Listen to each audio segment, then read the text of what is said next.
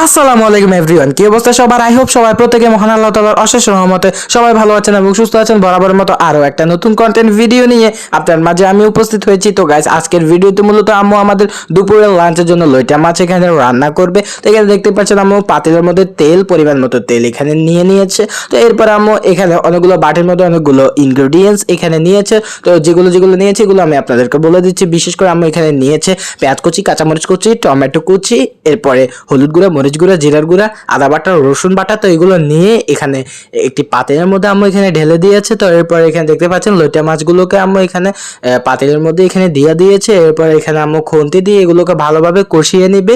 20 minute অথবা 15 minute এরকম something লাগবে।